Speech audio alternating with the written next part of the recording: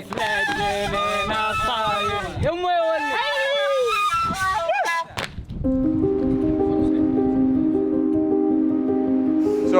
we're here at Al Thawra Dam. Behind me, the Euphrates. You know, you can see they called it the Fertile Crescent for a reason. Landscape completely changes when you get down to the water. And I mean, talk about the history of the place. Like Moses as a baby floated down the river in a basket. Now, right now, current day, if we come over and look at this side, you can see the turbines of the dam. Warfare in the Middle East, it takes many forms. There are 7 turbines going, only 2 are running. And the drought conditions that this is causing among the natural weather drought, it's having an effect on the regions. Why the turbines aren't all spinning, you may ask. Turkey dammed up the water source way upriver. It's a siege tactic, you know, as old as time. Tighten down the water, tighten down the food, and make the people hurt. That's been the talking point throughout the entire time here in Syria. As an American, as someone not super familiar with the region, you come in and you think the enemy is ISIS, it's Jabhat al-Nusra, it's Iran. Everybody here is talking about Turkey. And stuff like this dam and what's happening here and the downflow effects of the river and the water supply is exactly the reason why.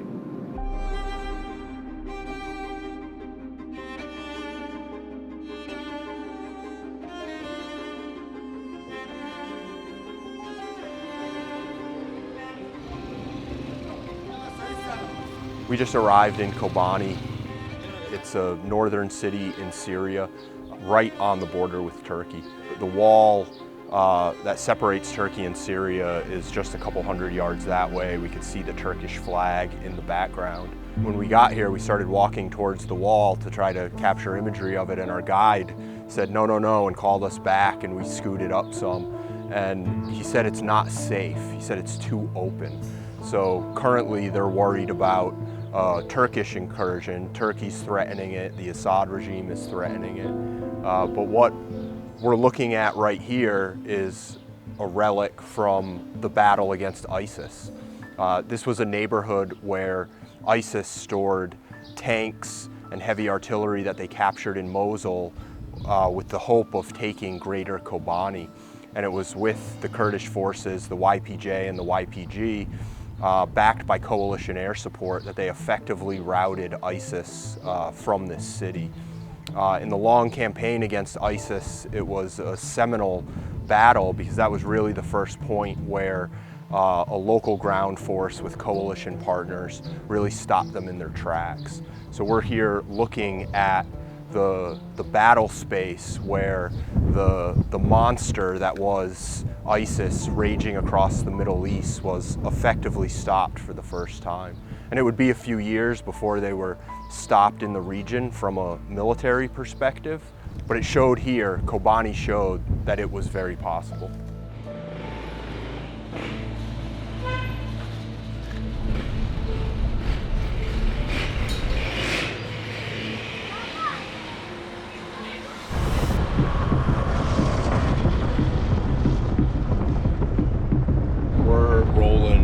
The front line in Manbij. We just went by the regime's position.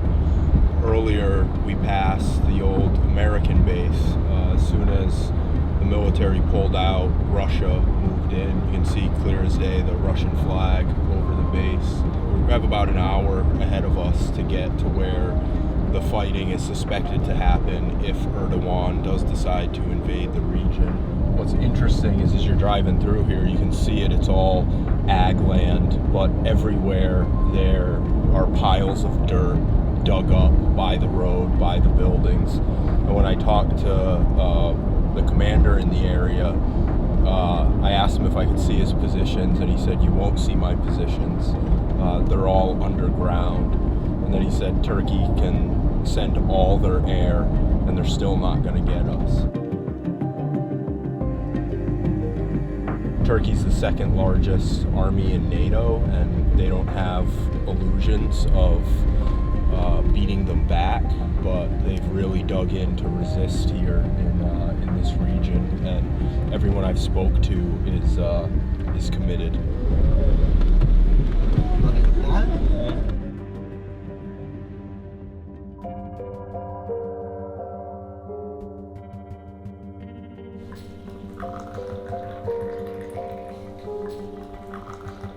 Where are you from? أنا من كوباني. Yeah. How long has he been in the service? صار شي 7 سنين 8 سنين. How does it feel going from one war to maybe another? Like you had ISIS and then a little bit of peace and now Turkey, like it feels non-stop in this region. Is that your sense, or how do you understand that? يعني إحنا عم نقاوم عن أراضينا يعني، عم ندافع عن أراضينا يعني. تركيا احتلال يعني. احتلال يعني تحتل بلدنا ما خلي تركيا تحتل بلدنا.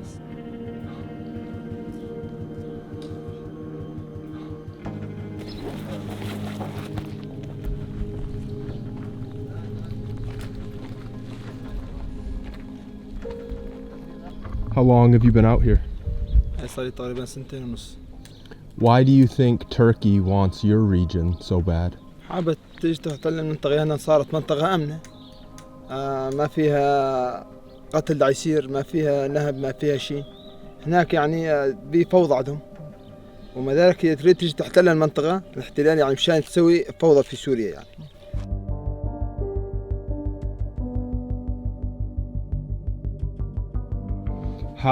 How does that fight against ISIS compare to what is starting here with Turkey? تفرق نافبرة داعش وتركي تنه. داعش بناوي دين بناوي قرآن چی کرنه هاتو، اما داعش سری ملت برین انه بطريقة الدين هاتنا، اما تشتكي وسط تنبو بخواد كينيا. Do you have any hope against what is really the second largest force in NATO? تركي کو در دوری خواه فرد کیه، تركي هنه کی مالی خواد ضعیفه، تم در دوری خواه فرد کیه و ای اکمین ای دیامی جی در دور خواه کرد نیزی سینوری بی، هر کو کرد مزن دبه، هر کو کرد جی خواه دگره جبو خواه دبی او خطره که مزن لسر منه.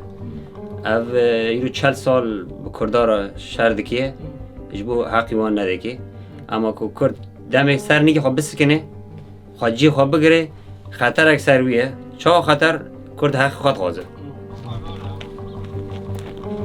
Yeah, so here we are, we're backing out of here, and there's a jet right overhead. No, it's absolutely not the most encouraging feeling. We just guessed Russia and they said no, it's Turkey. Oh, he's got it. Yeah, there it is. It's definitely a jet. Turkey.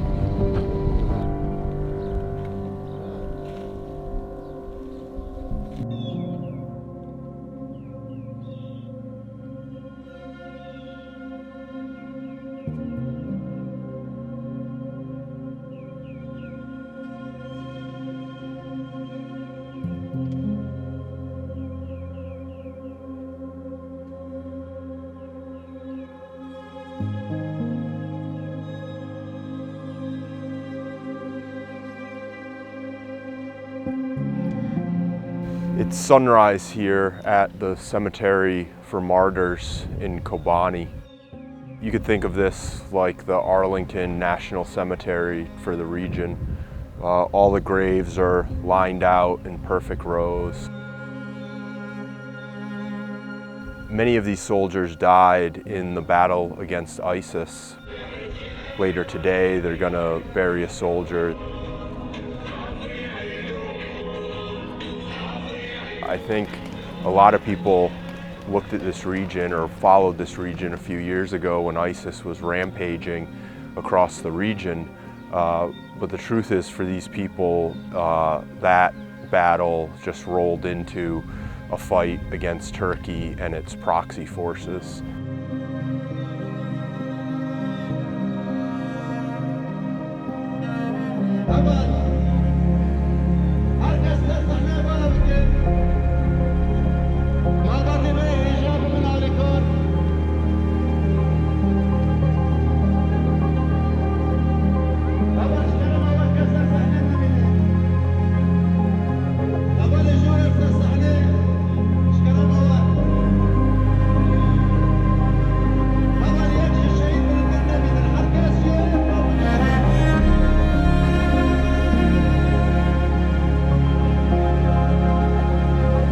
We're on our way out, and it's been a hell of an experience. I think a lot of Americans, they think of Syria, it's just this constant war zone, constant conflict, and in many parts of the region it is. Turkey to the north, the regime to the west, influence from Russia, Iran. There's a lot of actors here, but kudos to the autonomous administration of North and East Syria. They've been able to nick out some borders and control some territory, and life is moving about as normal as it can within the circumstances. So it's been unbelievable to see. We are wrapping it up, and I think everyone here wishes they could stay another week and just keep on rolling film and taking notes and telling this story. So huge experience for everyone, and a lot of the credit goes to our host, the Freedom Research Foundation, who has put in the work here for 10 years or more to kind of develop a network that speaks to democratic values. And a lot needs to happen for Syria to come full circle, but there's definitely a dedicated group of patriots here trying to make it happen.